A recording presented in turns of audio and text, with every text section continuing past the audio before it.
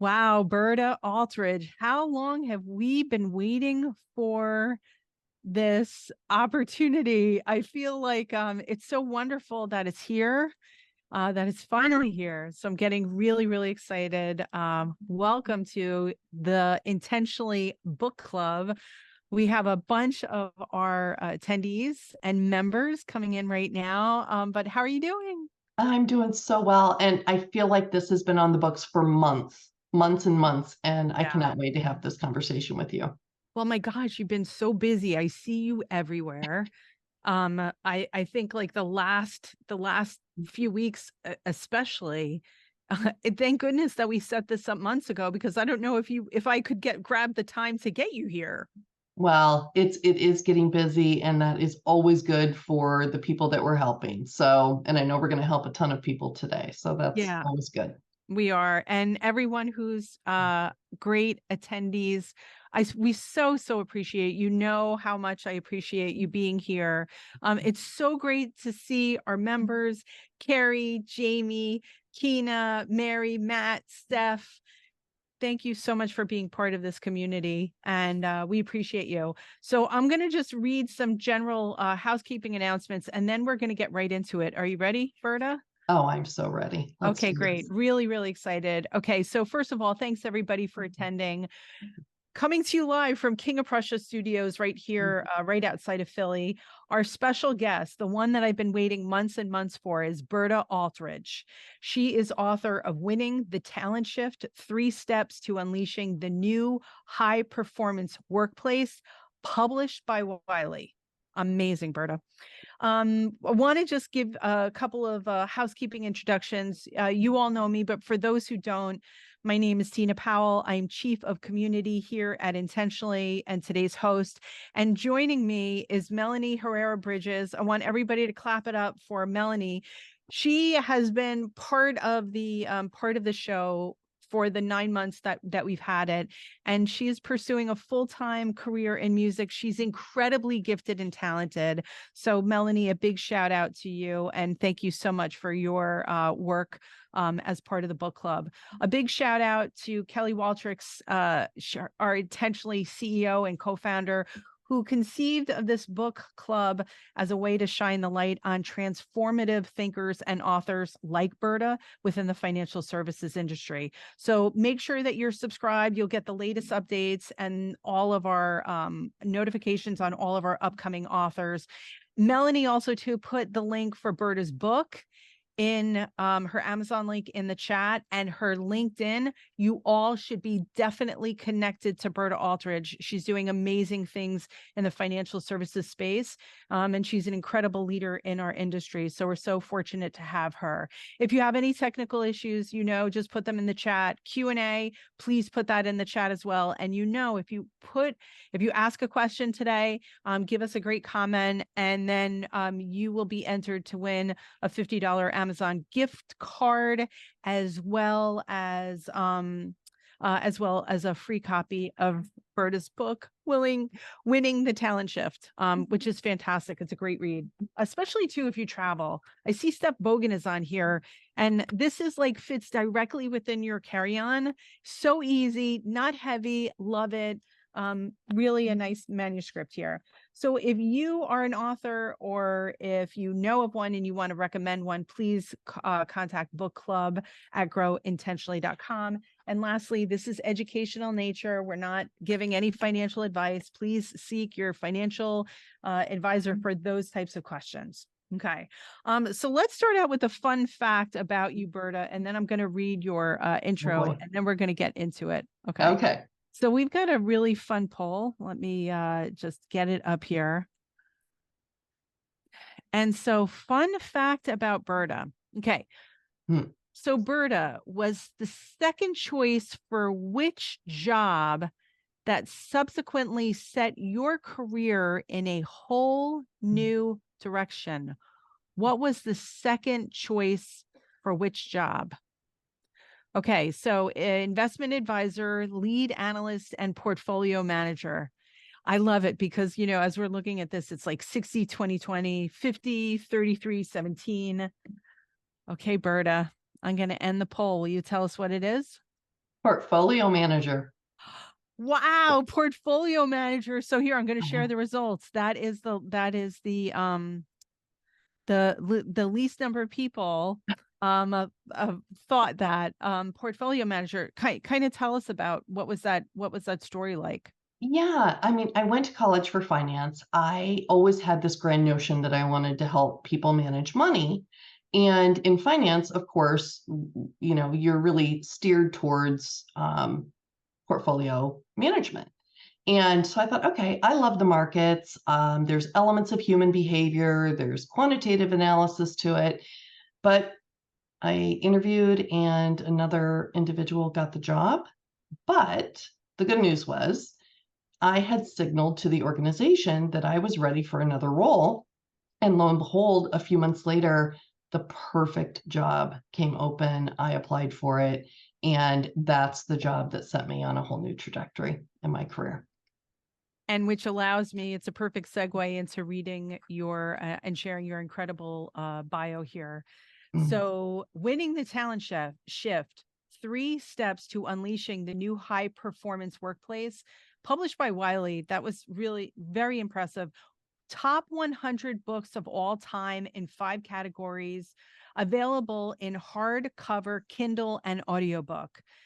Berta, you are an award-winning C-suite executive turned published author, keynote speaker, executive trainer, and coach. You've got an extensive knowledge in corporate strategy and statistics, hence why the portfolio manager, right? Came in. Portfolio A lot of manager, people yes. guessed exactly.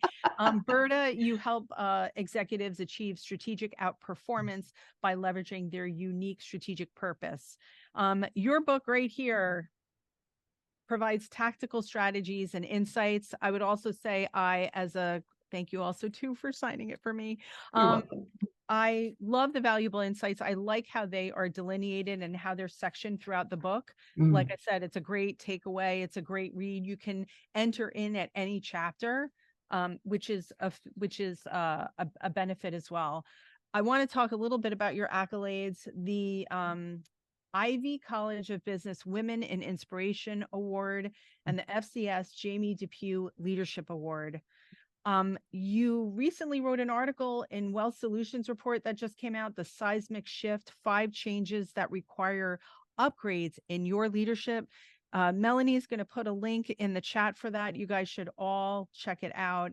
And above all that, in addition to all of that, you are the host of the Voices of HR podcast, where you engage in insightful conversations and discussions with industry thought leaders and experts. And wow, you just interviewed Claude Silver, Chief Heart Officer of VaynerMedia, Gary V's Gary VaynerMedia. V's. I'm Yes. so envious. She was amazing, amazing. And I don't know, I suspect a lot of your audience listens to podcasts. She actually comes out next week. This group's the only one that knows that. That one will elevate next Wednesday morning. Highly, highly recommend it. She is incredible. And you see Gary V posting all the time on his social media about the treatment of people. And he is one of those CEOs that is living what he preaches. So highly, highly recommend it. It will inspire you and your organization. That's great. And yeah, he's created a whole NFT collection Yes. around all of that, naming everybody in his NFT, the different panda bears and koala bears, and giving them adjectives. And that's really exciting. We'll make sure that we put that as well. So Yeah. tell us, what was the genesis of the book? So the reason that I wrote it is, I always had, again, another grand notion of I wanted to write a book, but of course you have your career, you have your family, and writing a book is a lot of work. I mean, it really, really is. A lot of people, it takes, 5 to 8 years to write a book. And I recognize that. But at one point, our daughter, who was in high school, her name's Lauren, she came home and she was telling me the story of what I would coin as courageous leadership. And then I thought about her in the workplace. And I thought, based upon what I had experienced and so many of my friends that were both women executives and men, I decided, okay, that was going to be the topic. I was going to sit down and I was going to write her a book that told her everything that she needed to know about navigating the workplace, about bullies in the workplaces and abusive bosses and all those things that nobody likes to talk about because it's not a cool topic, right? I would much rather prepare her to be, to have strategic acumen and business acumen. But these are the things that take very talented people off their upward trajectories. And I didn't want this to happen to her. And so I started researching the book. I put that master's to good use in strategy and statistics. Mhm. And what I found that was different, number one, nobody was talking about this at the time. Number two, if women understood what was actually happening to them, they were 80% more successful of working through it and continuing on their upward trajectory. And so I got to a certain point in the book and I started, all these aha moments started coming up. And so I was telling people about it and they're like, you have to publish this book. And I'm like, I don't know any publishers. That's a whole process in and of itself. And, but I was encouraged. My sister was a huge advocate of that as well. And so I went to Lauren and I said, if this book can help more people, would you be willing to share it? Because it was a gift I was going to give her at college graduation. And she said, Mom, if it can help one person, we should absolutely do it. And I, within minutes, was connected to a publisher at Wiley. It's Mr. Vogle's publisher.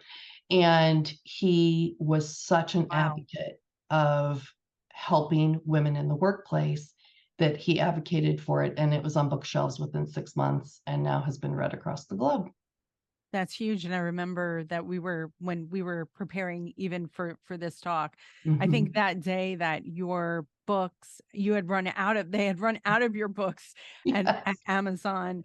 Another question that we ask, and I really can relate to how you dedicated and how you wanted to pass on those lessons to your daughter, Lauren. Mhm. So I should mention that, well, you know that I'm also a mother. We've got a lot of Yes. moms and we've got a lot of women who are mentors, who are aunts, who are Mhm. partners to some other incredible, who are dads too. A big Yes. shout out for the guys here. Shout out for the Um, guys. we appreciate you Absolutely. so, so much. Yes. And what I love was this statement dedicated to Mike, Aaron, and Lauren for women, high performers, and true leaders everywhere. I get Everywhere. Yeah. goosebumps reading that.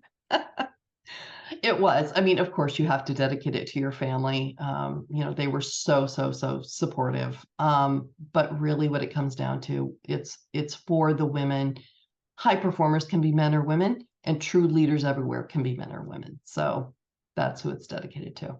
Well, we've got some of the best leaders right now. I love we have a question right now. Big shout out to Carrie Carbonaro, who is a phenomenal female leader in this industry. Can't wait for your next book to come out, Carrie. I'm not sure if you've already started it or not. But here's a question to kind of kick us off, and then we'll get right into the forward and getting into some of the Mhm. hard questions. You and I agreed that we're not sugarcoating it, ladies and gentlemen. We are going to get back into some real reality, and Bert is going to give us some examples and some important takeaways. Um, Here's Carrie's question: Okay. what did you find about unconscious bias? What did you find about unconscious bias? Mm, Carrie, thank you for that question. I really did not cover that so much because I really hyper focused on the individuals who are purposely creating drama, targeting bullying and abuse in the workplace. Now, I did actually interview the author of Unbiased, um, who I think her educational video on LinkedIn has been viewed over 1 million times. And so I would say, let's leave that to the expert. She's an expert. Highly, highly recommend the book and taking a look at the video on LinkedIn. Okay, great. Thank you for the question, Carrie. Yes. And then also the forward, which again, like really just hit me. That's Dawn Zier. Am I pronouncing Zier, Zier? Don Zier. Zier. Mhm. Okay. Best known for engineering the remarkable turnaround of Nutrisystem. Ladies, how many of us have tried Nutrisystem in a past life? I have for sure. She was there for over 6 years, and what she writes is that selecting the right people for our leadership roles and embracing diversity is critical for Mhm. every organization. And as I read that, and as our leaders, our book club members, I'm sure hear that statement, we're like, yeah, we're all in agreement. But what's preventing organizations from still making this shift? And it is. The first thing I would say is if you don't know Dawn Zier and you don't follow her today, go out to LinkedIn, follow her right away. She is amazing for all of us women. She's brilliant. She's a great strategist.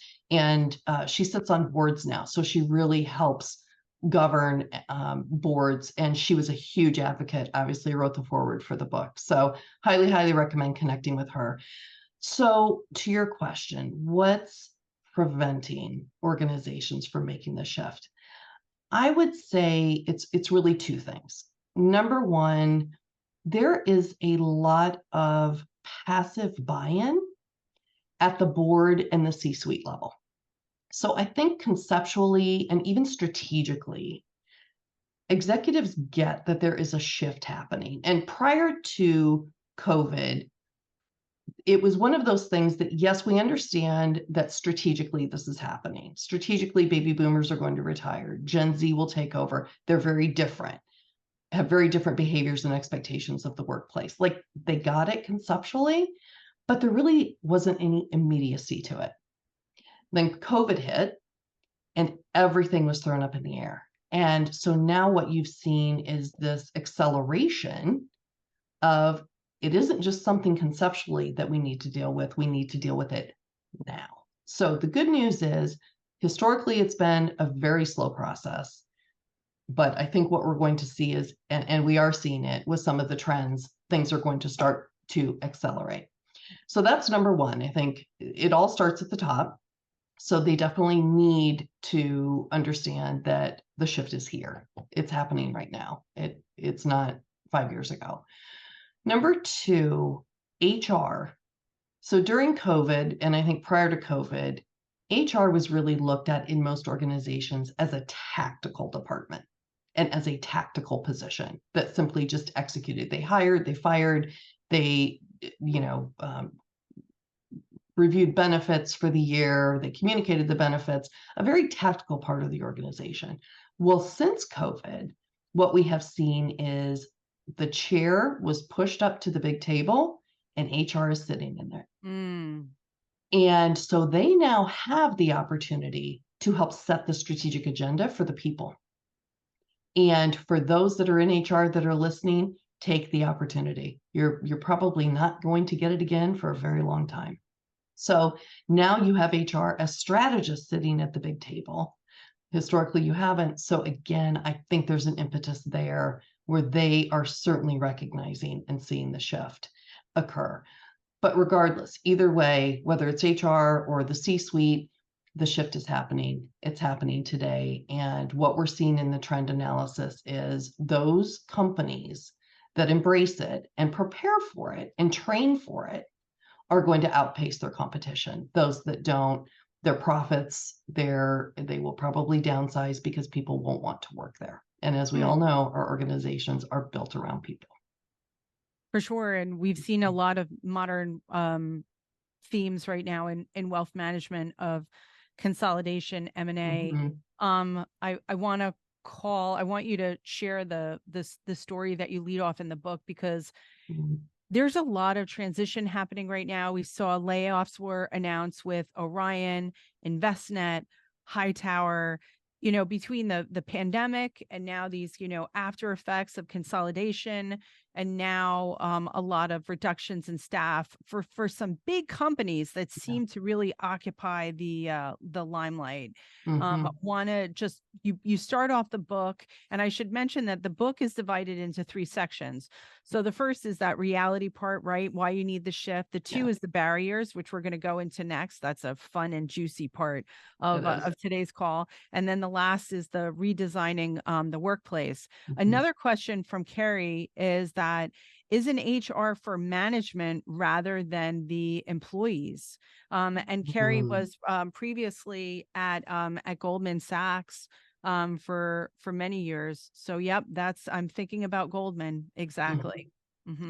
Yeah. And I think where she makes a great point is, how do organizations view HR? And we're going to talk about that in a little bit, because for individuals who are in the quicksand, or who have been laid off, or are being bullied or targeted within the workplace, HR becomes central. And although HR doesn't work for the people, in great organizations, they manage the people as an asset of the organization. Okay, that's a great question. And there are some companies that are managing people like the assets, and without the people, there is no organization. And there isn't. Certainly I feel very blessed, as you're saying that, I feel very blessed to be surrounded with great people here at Intentionally. But throughout all of our careers, look, we've worked at some miserable places, let's just face it. You just and right, and that's kind of just like, I think that's why eventually later on in your career you end up where you're actually very, like, probably most happy, because you get slapped around in the beginning, and then you work for, unconsciously you take a job with the wrong person, with the wrong leader, with the wrong culture. Like, you just step into situations that are probably more harmful than you can imagine. But you start off the book with a great story. And again, the book doesn't sugarcoat it, which is why I wanted to have you on. But I thought that maybe if you wanted to share that story, and then we'll start to get into some of those barriers, because you also introduce some amazing statistics. But, what is that personal story of yours, Berta? Yeah, I mean, I did start the book off that way, to say it can happen to anyone. And what that story was about, if you haven't had a chance to read it yet, was I was in a C-suite position, absolutely loved my job. I loved the team, the company. I had complete CEO support. We had grown the organization. I think it was over 70% in 2 years. We had won multiple awards, global awards for advertising. So we were just firing on all cylinders. Absolutely loved my job.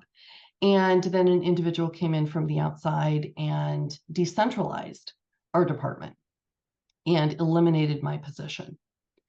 And I had never experienced that before, ever.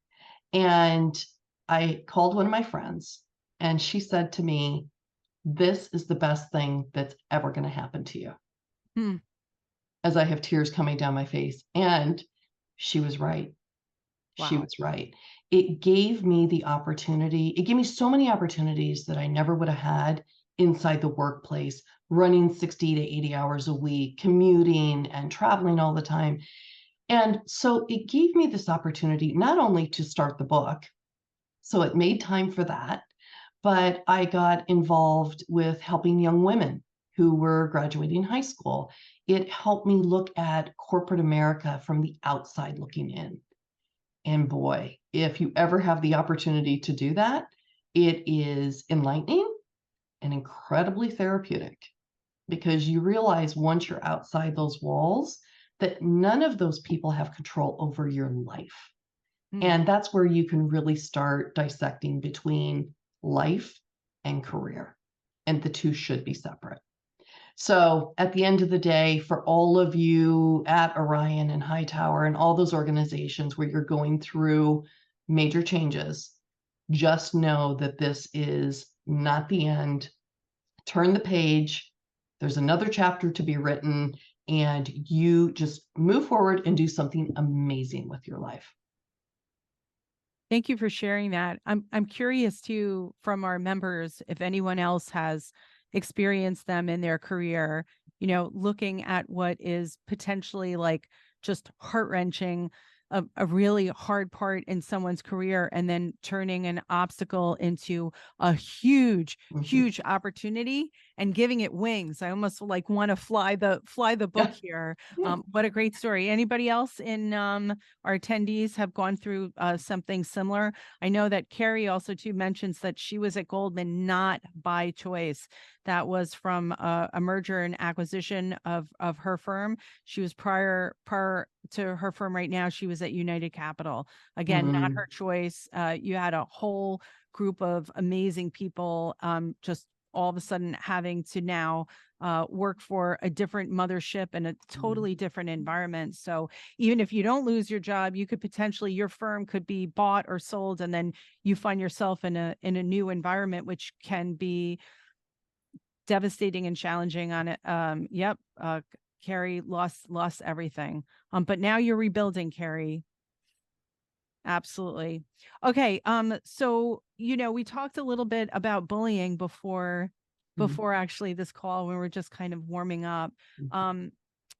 You within your book, you have a lot of stories, particularly about women who have been abused in the workplace. And I thought of you, Berta, the other night, like super late at night. I'm watching a series on Netflix called Super Pumped, and it's Okay. the battle for Uber. And so you've got a small collective of female engineers who are so mistreated. It is they go to HR. It reminded me so much of what you were talking about in the book. Like this stuff is real. I know that we all see it. But I wanted to present that poll back to and launch that. According to Gallup, and this is directly from Berta's book, what percentage of women have reported abuse in the workplace? Okay, so we're going to get to that. And we have another question here on bullying from Kina. Thank you for your question, Kina. You reference corporate bullies, and I'm wondering if you are finding bullies are mostly male or female. It's a great question. So my research showed that about 2/3 were males, 1/3 were females. And really, if you dug one or two steps deeper, here's the reason why. Because most bullies are found at the senior manager or executive level. So, and who occupies those positions? 5 years ago, it was the males. And so, but what I would also say, that 33% of females was very disproportionate, because if you think about the number of females in those positions at the time, less than 25%, but 33% of them were bullying. So women actually bully more often than the men do. Wow. Women bully more often than the men do. But because of the way that statistics are treated, right? It's inaccurately weighting men because they occupy more of the C-suite. If you were looking at, okay, interesting. Yes. And then for our poll today, according to Gallup, what's the actual what's the percentage? What's the correct percentage here for what's the percentage of women who report abuse in the workplace? That actually report it is less than 25%, that actually encounter it is over 70%. Wow. Okay, so our audience got it right. And they guessed correctly on the 25. They did. Wow. Okay. So digging into some of those barriers, can you discuss some of the challenges faced by organizations? Bullying is obviously one of them, and maybe some strategies on how what can they do to overcome them? Like, what are you seeing right now as a main theme besides bullying? Well, I would actually couch all of this under the immediate need right now, because we are in the shift right now, is that there is this allowance of unmanaged conflict and challenge. in the workplace today. It has become the norm. It has become accepted. And it is doing more harm. It is acidic to high performance organizations. I always liken it to, let's say my son's in the military, he was just home. And so I always think about training a group to go to war. Hopefully you never have to go to war, but let's say you're training them for battle and you ask them to fight amongst each other with real weapons.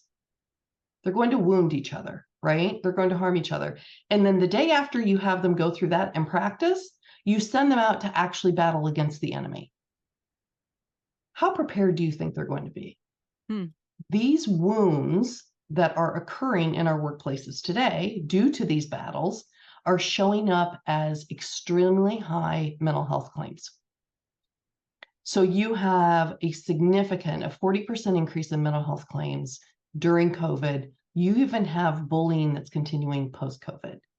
You have 50% of Gen Z is either under the care or has been diagnosed with a mental health condition.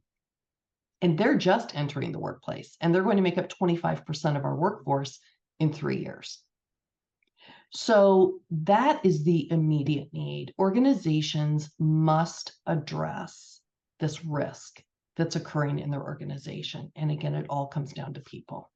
So I would say that's number one. I think the shorter to maybe longer term consequences and challenges that they're facing is they're not giving appropriate credibility to these people trends that are occurring. The ones that I talk about in the Wealth Solutions report, the Gen Z that's coming in, the 50% of C-suite and senior executives that are going to retire in the next 5 years. But here's the good news. Guess who's replacing them? About almost half the time it's women. So, but guess what that means? Women lead very differently than men, even at the executive level. So there's going to be conflict that continues to occur there. You have more women and Black women entering the workforce with a college degree than ever before. And there's still a broken rung. So companies need to be prepared for them to shatter that broken rung and change their cultures in the future and moving forward. So that's what I mean by this shift that's occurring. It is transformational for organizations, and they need to start taking notice now. And so do the executives. Yeah, and you outline that very well on page 60 here. So we were talking about what those types of bullying, but how these bad behaviors can be manifested throughout an organization. And I think for any female leader right now, to have a copy of your book and to understand like what that type of passive aggressive, you call it a microaggression and high performance behavior, and you draw a comparing and contrasting between that. A microaggression could be exclusion from a meeting. A high performance behavior, which we're going to get into, that is inclusive for meeting. Microaggressions, dismissing, talking over speakers, challenging speakers with over questioning. So it's a great manuscript here, because I think sometimes we might not be aware, Berta, that these things are happening, or we kind of dismiss them as like, oh, it was just nothing. That person was having a bad day. They forgot to mention me. It was like unintentional. Versus intentionally, right behind me, right? Let's talk a little bit, because this book is all about creating high performance teams. And you distinguish, I love your nomenclature here, you distinguish between a right balanced and an off balanced team. And then again, you go back into the data. Business leaders are very much mindful of the economics of their business, particularly after COVID. Right now, again, we're seeing it, but kind of walk us through, what is that distinction between a right balanced and an off balanced team? I know that every single business leader who is a member of this book club and who is on this book club call wants to have the right balanced team. They do. They really do, because the right balanced teams are outperforming the unbalanced or not right-sized or balanced teams significantly. So there are multiple studies out there. So what we mean by right balanced is you do have to start somewhere with diversity, right? And so it is a gender balanced team. So typically a 50-50, you can go 60-40, but there has to be stronger representation of women. So I know a lot of C-suites, they put one woman in the C-suite and, it's kind of a check the box, but also they feel good about that progress and they should. But I've actually turned down job offers before that only had that where I was going to be the only woman in the C-suite, because I know that that is going to be an uphill battle that no one can achieve what they truly want to by themselves. You have to have two or more. The best is to have half and half, 50-50, even at the top of the organization. So why is that important? Because I alluded to it before, women and men lead very differently.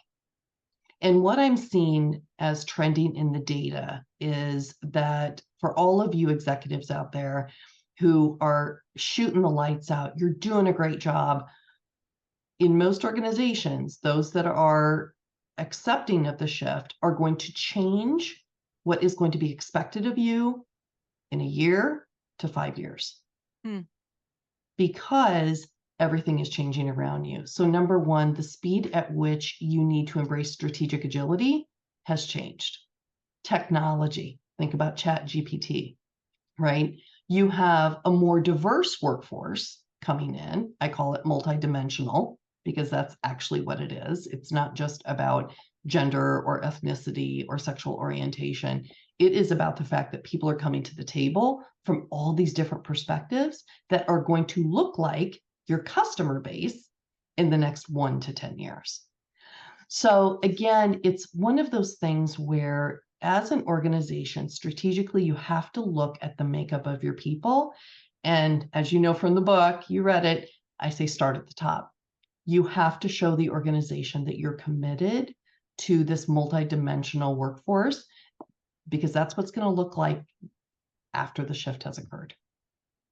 And again, throughout the book, there's a lot of research on that. Michael Landau of Sodexo, who you put in the book, they analyzed data from 50,000 managers across 90 entities around the world and show that teams with a male-female ratio between 40 and 60 produce results that are more sustained and predictable than those of unbalanced team. I love your philosophy about multi-dimensional teams. I think that's a key word, right? Everyone give a thumbs up if you agree with me. What a fantastic, we've been so stuck on like diversity. Thank you so much on the diversity inclusion.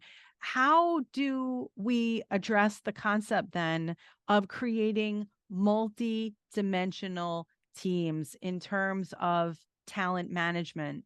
Is that a different approach? Is it a different conversation? Do our job descriptions need to be different? Do we need to be introducing perhaps an internship program? We have one here at Intentionally that has helped us, create opportunities for emerging talent. But what do you see that's really working in terms of creating this type of multi-dimensional team? Again, for all of us who we're with you. We want to be part of that movement. We are part of that movement, but we probably want to take it next level. You do. And in one of the chapters in the book, I go into a great deal of detail about how to select, what are the qualities, what are the characteristics, what is the skill set of this next generation high performer. And so that is all in the book, but let me give you kind of the cliff notes for now, which is normalize the data. And what I mean by that is reduce the variation of who you're selecting into leadership by qualifying what is actually needed in your organization. So stop this process of every leader coming to the table and advocating for the person on their team to get promoted to an executive level position, even though they may have half the qualities of Tina's person that's on her team that she's advocating for. The best organizations are going to have HR-led selection processes. The leaders will obviously have input, but there will be a scorecard for individuals that have to check certain boxes. And that will also help those individuals who are maybe first generation college graduates, first generation in corporate America, help them start identifying what their gaps are. Because I think that's the biggest difficulty today, is that these individuals, they don't know what is expected. And the only person that's really telling them is their direct boss. 80% of bosses are good to poor. And right now, with the economy the way that it is, anytime there's a significant downturn, you see an uptick in targeting, bullying, and abuse, and a downturn of developing your people. So if you think about that dichotomy right there, you absolutely need to normalize all of this. So a lot of companies are turning to, obviously, learning and development, coaching, training, all of that, just to give everyone the same opportunity. And if you think about it this way, a high performer is going to outproduce a low performer by 4 to 5 times the profit. That's going to be their contribution to your organization. You want to find these people. They also contribute 91% more to achieving the business goals than an average performer. So you want to find these people. And in your book, actually, you have strategies for finding those people and for identifying the high performer.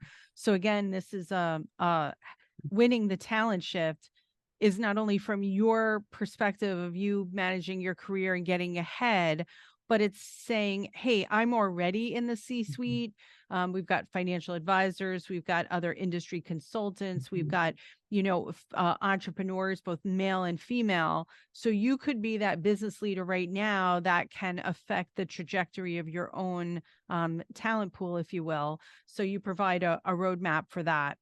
Yes. And anybody can leverage this information. The scale is depending upon the size of your organization, but everybody wants to find that high performer. Who doesn't want someone who is going to generate 5 times the profit of a low performer?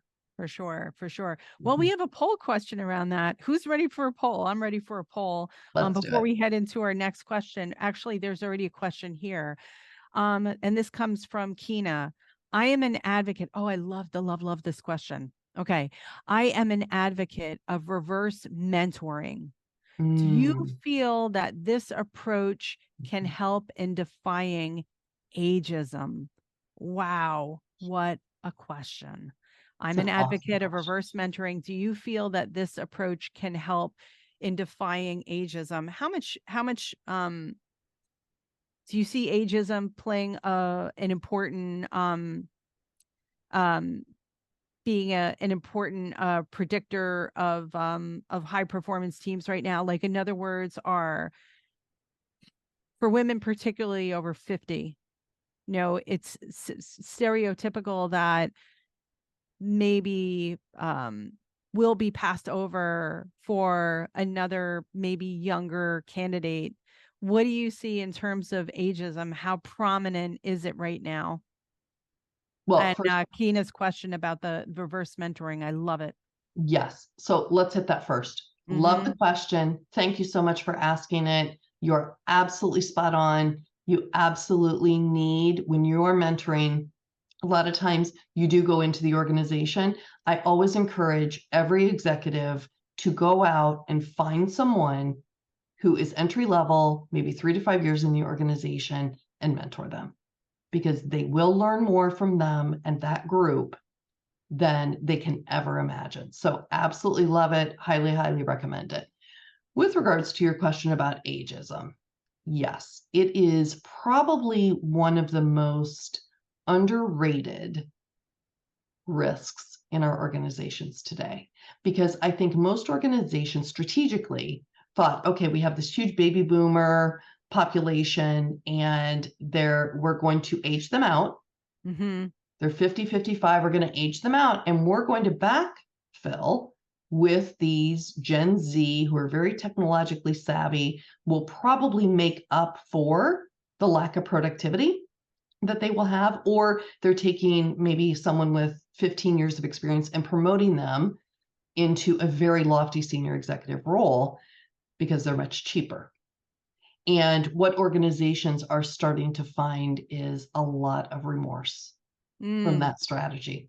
Because again, not everyone at the Gen Z generation wants to work 60 to 80 hours a week. So there's still the old rules in place, but they're trying to make the new generation adhere to them. And there's a conflict. There's infighting, and it is not going to happen. So I think there's a lot of remorse going on right now. And you're starting to see a lot of even white males and white females over the age of 50 being hired back into organizations.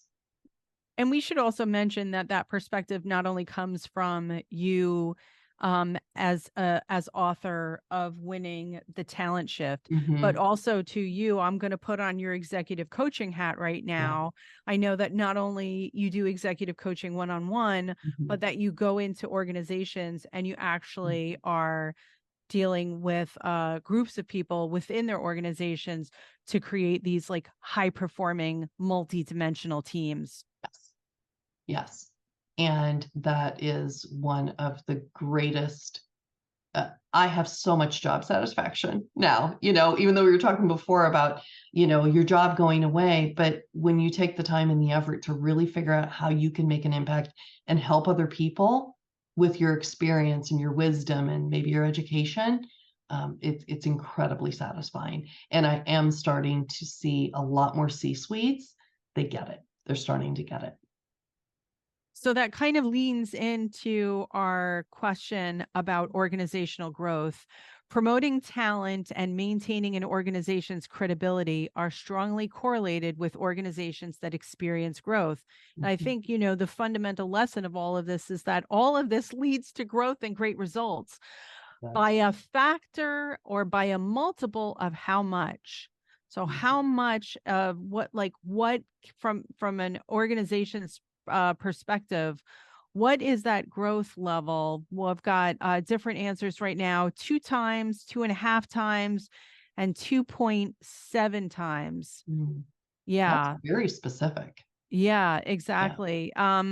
What was the here's the poll, and here's the answer. What within the book, what was the answer to this question?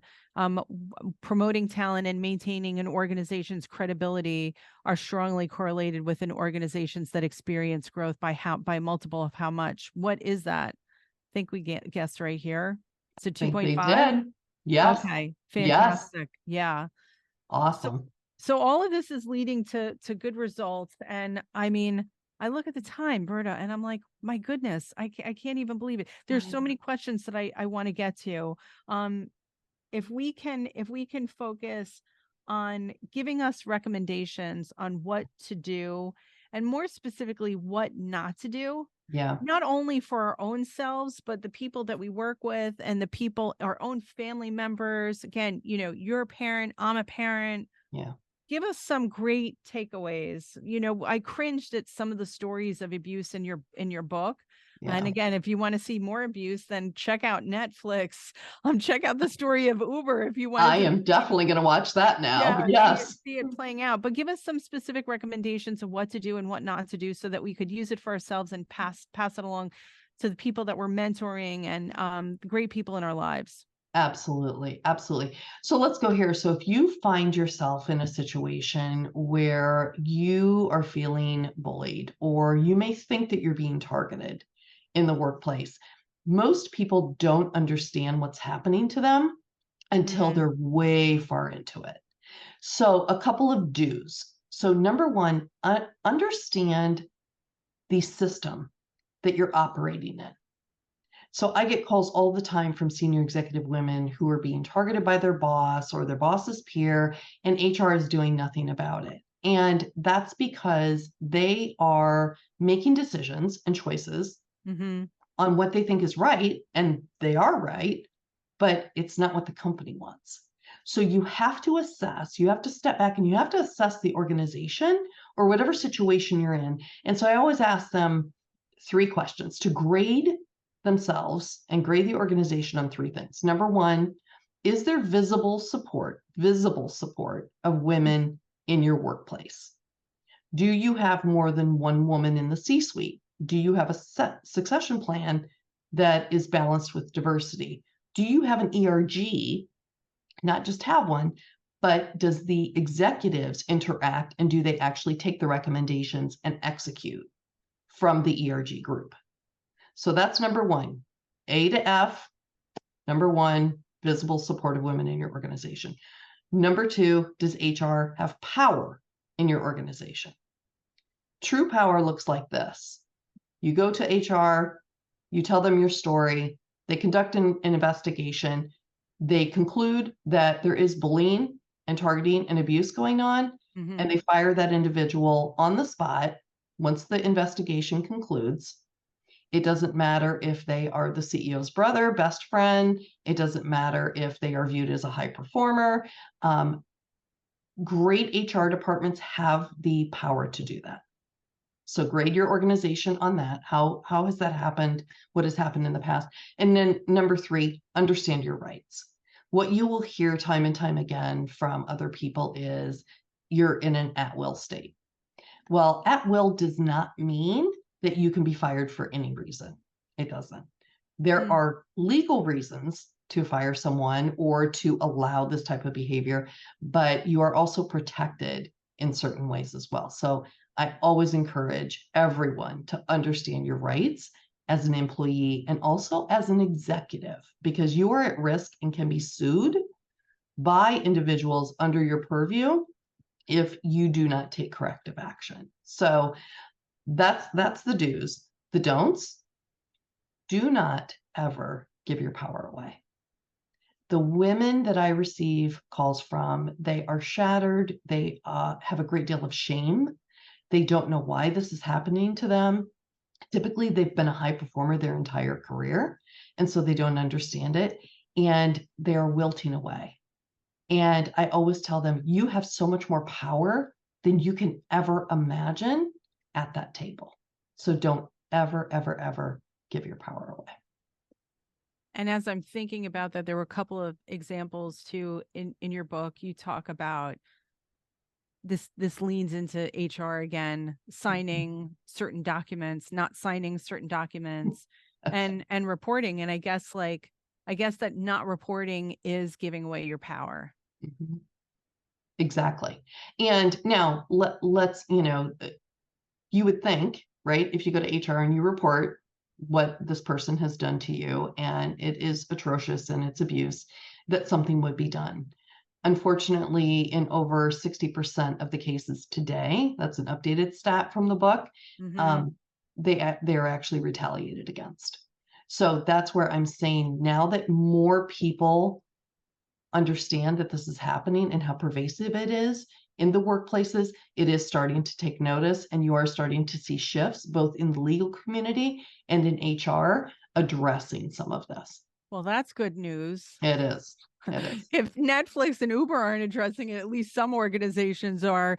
On page 111, everybody, the narcissist quiz for you to take, again, kind of evaluating your organization and doing your own environmental scan and answering some of these questions. I have to tell you, I love this. Again, where was this book when I needed it early on my career? Because I would have checked the box and said, yes, that person is a narcissist and I should probably go look somewhere else. Run. But I wanted to allow enough time for our last and final question. And again, I all appreciate you being here on this book club. I did it really thank you so much, and Berta, especially you, for the courtesy of your time and your insights and your contributions. I wish I would have listened to this about 20 years ago. We would be but everything works out, right? It does. Works out. It's wonderful to actually have those experiences, because Again, I relate to these modern themes in the book. But more particularly, we're both proponents of female leadership. I'm part of a 100% owned female owned organization. We have a blend of male and female here in the C-suite, which is fantastic and just a great team. But particularly for women, okay, particularly for women, and this idea of being that high performance, and a lot of the themes that you talk about are achieving strategic outperformance. I love it. Not just like strategic performance, strategic outperformance. Some really great words here.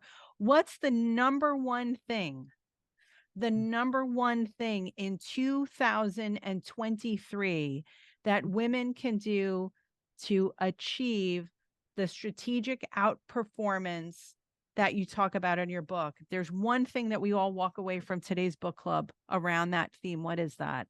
I love your tough questions. All right, here it is. Train yourself. Train yourself for the executive levels. You train for marathons, you train for other things. Most women do not train. Men do. Kudos to you. Women don't. Train yourself for the executive levels. Any specific in terms of, is that more of the soft skills or more of the hard skills? For women, do you have advice? Yes, I do. I do. For women, the biggest gap is in strategic acumen. And that is the biggest difference between entry-level executive and senior level or C-suite executive, is the level of strategic acumen. In mid to lower levels, you are executing down into the organization. At the C-suite, you are executing outside the organization.